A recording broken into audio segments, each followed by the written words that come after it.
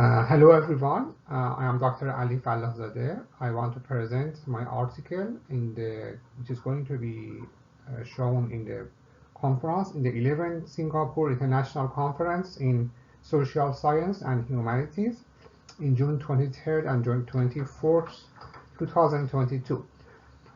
I am postdoctorate research fellow in Alzahra University under the host supervisor, Associate Professor Dr. Alzahra University, Faculty of Art, Department of Artistic Research, Alzahra University, Tehran, Iran.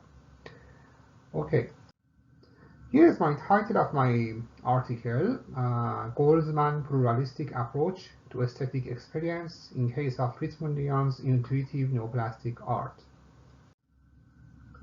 Let's have a short overview on the background of the study, what I'm going to discuss. In my article, actually, I consider two different approaches to aesthetic experience. It is a very hot and very frontier, actually, topic in the aesthetics. Amongst different kinds of approaches to aesthetic experience, I chosen the Goldman thesis, recent thesis of the Goldman, Alan H. Goldman, which is the pluralistic approach on aesthetic experience versus the formalist approach to aesthetic experience, which is based on the intuition and disinterested mode of aesthetic attention, what Schopenhauer and Kant discussed. So first, look at the right side, okay, let's say here, okay, to see what is the pluralistic approach to aesthetic experience. Unlike the formalists who claim that the spectator should look at the art object only through his intuition and through a disinterested mode of attention, the aestheticians, actually in the contemporary era, argue that the experience of the aesthetic value of the artworks cannot be achieved only by depending on intellect or emotions or perception. That is the simultaneous, as you can see here, involvement of the perceptions, cognition, imagination, and emotion. All the faculties of the mind are involved in aesthetic experience. And Goldman is not alone in this, actually, thesis. Gadamer, Crowther, Dewey, Dickey, Cohen, Eldridge, and Levinson, and many more actually developed this thesis. On the other side here, we have a unilateral approach to aesthetic experience, which holds that the aesthetic experience mainly, depends on the perception and the senses, what we look, what we hear, right? And the pleasures that it creates in us. So, for example, Clive Bell and Roger Fries consider significant form, actually, as formal relations of the paintings and the relationship between them as important for aesthetic experience. And for them, the intuition and perceptions or perceptual faculties of the mind is the most important thing. And they don't consider no role for other faculties of the mind like imagination, cognition, especially cognition and emotion. And they're influenced by Schopenhauer and Kant, who said that the spectators should attend to the work only through a disinterested mode of aesthetic attention, or look at the art as an end in itself, okay, without considering his historical, cultural, and other contexts. Okay, here is just overview. I move on. So what is the problem and gap in the literature for my research? The main problem here is that for the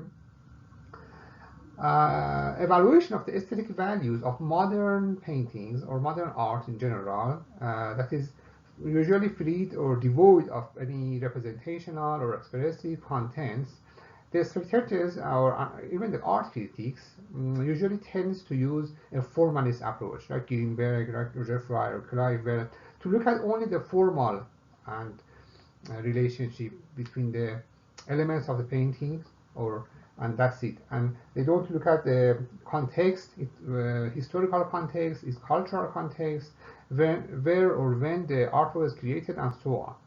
So here I wrote it. Although intuitive approach of Piet Mondrian, actually, for creation of his neoplastic art, as acknowledged by Mondrian's and majority of scholars, namely Brockam, Carmin, and others, is evident, yet very little has been said about his position on aesthetic experience and the way spectators should perceive and experience his no-plastic paintings.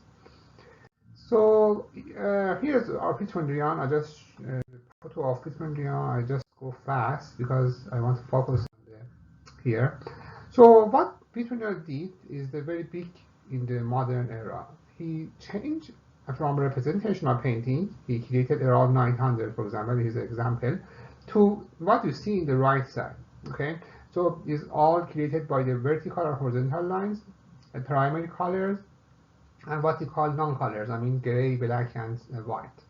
So reduce all, actually, or eliminate all the representational factors and expressive elements in the painting to express the universal beauty as truth, as he said, or a universal equilibrium or harmony in the painting. I don't want to discuss a lot because my PhD thesis is about Piet Mondrian, and this article is about aesthetic experience, and I choose Piet Mondrian as a case study, as a paradigm, as the best paradigm of the modern art for my study, because it represents the best example of what I'm going to show in my article. So, for example, here is one of the Piet Mondrian's painting. You can see is all primary colors, non-colors, and vertical and horizontal lines, and here so on. And the problem is that when the spectators look at these kind of paintings, they usually tends to actually analyze the formal properties, formal elements like line, color, or planes, and nothing more. And I want to show you that when the spectators, as Goldman and others argue, look at this kind of paintings, pure abstract paintings or pure abstract art, they should use all the mental faculties, cognition, emotions, imagination, and perception. But the formalists say that the perception is the most important thing in evaluation of the aesthetic value of the artworks. Okay. So here's another example of Piet Mondrian's painting. And okay, so the objective of my research is to assess the validity of the thesis of the contemporary aestheticians, particularly Goldman, who purport that even when spectators attend to form and formal qualities, they should attend to art objects through a pluralistic mode, or interactive and simultaneous involvement of all mental faculties, namely perception, imagination, emotion, and cognition. So here I illustrate my objective of the study. As you can see here, we have pluralistic approach on the left side, that aesthetic experience, that Goldman says that aesthetic experience involves the involvement of all faculties, simultaneous and correlation of all these faculties. I want to show the applicability of pluralistic approach or workability of this approach on aesthetic experience of modern arts. And I choose, by focusing on the Goldman thesis, I choose Piet Mondrian as a main paradigm of the pure abstract painting to prove the hypothesis of this thesis, this article actually. Okay, so here is my hypothesis. Neoplastic art, as one of the most sophisticated instances of pure abstract painting, created based on the premises of formalism, can be truly perceived by using a pluralistic mode of aesthetic experience rather than a formalist approach. So here's my hypothesis I want to actually prove, and I prove it in my article. So how I approach to achieve the objective of my study, research methodology or research method. I analyze Piet Mondrian's theoretical writings because Piet Mondrian is not only a painter, he's a theoretician, that's why I chose him. I analyze his writings by using intertextuality, and through two different lenses: formalist approach to aesthetic experience. What Schopenhauer says that aesthetic experience is intuitive and only by using the perception of the spectators, versus pluralistic approach, which Goldman focused. So I analyze Piet Mondrian's writing through these two lenses and compare them to see which one is most works for them, right? Okay, Why Piet Mondrian? Just to say why I choose Piet Mondrian, why I didn't choose Malevich or Kupar or I don't know Picasso, because Piet Mondrian is a very actually is a painter and theorician, a very important person in the modern era who improved or developed the modern painting to its end. He has two books of Piet Mondrian, I mean two collections, two big collection of most complete collections of him. The left side is 1986, is published 1986 by Holzman, Harry Holzman and Martin James, and the right side is published by Louis Swin in Netherlands in 2017. And he is one of the Piet Mondrian's writing. As you can see, he wrote a lot and he was very obsessed with writing and amending his thought and his theories. And you can see there are 12 ontologies of Piet Mondrian's writing, and they have been translated to different kinds of languages like Italian, English, German, Spanish, Japanese, Czech, and so on. And here's I just illustrated for my PhD thesis as well on 2 years ago, and you can see on the blue line here that Piet Mondrian as a painter, and on the orange or red actually line you can see when he starts writing. So you can see at least half of his artistic career is dedicated to writing while he was painting. So he's a painter and theorician. He's a very, very big theorician in the modern era. That's why I chose him as a case study of my article. Okay, so let's go on here. Here, as I discussed in my article, actually, we can divide two different actually standpoints toward aesthetic experience in general. Some, scholars like David Fenner or others believe on contextualism in art. And what contextualism is saying that is very simple. That in a very simple words, you can say that the aesthetic values of the artworks depends on its context, historical context, cultural context, social context, political context, and so on. And one cannot only look at the formal elements of the painting, for example, and just realize or experience the aesthetic value of the artworks. He should know when that artwork is created, who created it, under which social context is created, and so on. And I categorize the pluralistic approach of aesthetic experience of Goldman under this category, because for knowing this kind of context, we need to know about all these things, and we need to use all our mental faculties, cognition, we need to use perception, imagination, and emotions all together. And what Alan Goldman says in his thesis is aesthetic experience involves active and simultaneous engagement of all our mental faculties, perception, imagination, emotion, and cognition.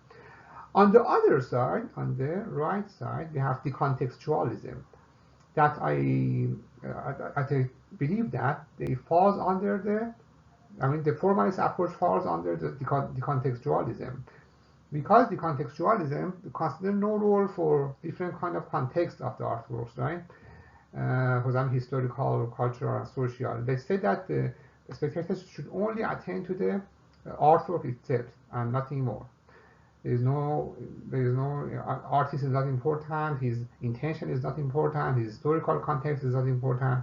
Only he should look at the artwork as an end in itself, or through a disinterested mode of aesthetic attention, which Schopenhauer said. Okay, let's say what Piet Mondrian says about aesthetic experience. Okay, here is actually a findings in my article. You can see in the right side.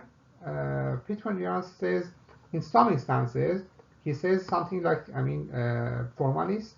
He says that a spectator should contemplate on the work of art, or intuition, objective vision is required to realize the pure beauty as truth, as Bell, for example, called it ultimate reality. Or he just explicitly refers to the Schopenhauerian notion, disinterested contemplation, or like formalist, Piet Mondrian holds that universal beauty can only be experienced in the moment of ecstasy and contemplation, and that spectators should contemplate on pure forms as an end in itself, following what Kant and Schopenhauer said. So as you can see in the left pane, actually he says something very, very close to what Formal is saying, or a unilateral approach, or using perception for the aesthetic experience. However, after analyzing his writings and what he says and his quotes, it appears that it is very clear that what is said in favor or as proponents of the formalists is aesthetic attention or aesthetic attitude rather than an experience. But in some other cases, when we analyze Piet Mondrian's writing, he also says that in the right pane or right column, he considers very important role for cognitive faculties of mind or aesthetic experience, especially intellect or emotions. Pure intuition or objective vision is composed of intellect and emotion for him, and he holds that spectators perceive a work of art through feelings, and then what is perceived became clear through intellect, and it is dependent by reason and recognized by spirit or consciousness. It is important that we know that Piet Mondrian considers no role for imagination, as Goldman said. Out of the 4 faculties, Goldman says perception, cognition, imagination, and emotions. He considers no role for imagination, or what he called fantastic feelings. So we find that Piet Mondrian's, like recent argument of Goldman, consider a pluralistic approach to aesthetic experience. Okay. Here's the conclusion. I just illustrated to make it easier to understand. As you can see, both Goldman's pluralistic approach and Piet Mondrian's pluralistic approach, they are both pluralistic, and both says that the aesthetic attention, not aesthetic experience, is intuitive. Okay, it is based on the disinterested contemplation of the work of art and formal elements. But the aesthetic experience for both of them is pluralistic, except that Piet Mondrian considers no role for imagination actually, so it doesn't important. But when we read the Piet Mondrian's writings through the lens of the Goldman pluralistic approach, we find that it is very, very similar to Goldman rather than to the formalists, as it was discussed a lot before. So we come to the new conclusion that Piet Mondrian's main argument on aesthetic experience is closer, or most closest to actually to the pluralistic approach of Goldman rather than the formalists like Greenberg or Roger Kleiber. Although he created, Piet Mondrian created his art on that area when Roger Fry and Kleiber published their work on formalism, but his attitude toward the aesthetic experience is pluralistic. So here's what I found in my article, and I really appreciate your attention. I have to make it short because it should be around 50 minutes. I think it's 18 minutes now. Thanks for your attention. I am Dr. Ali Fallahzadeh, as I said in the beginning, postdoctoral research fellow in Alzahra University under the host supervisor, Associate Professor Dr. Alzahra University, Faculty of Art, Department of Artistic Research, Alzahra University, Tehran, Iran. Okay, bye.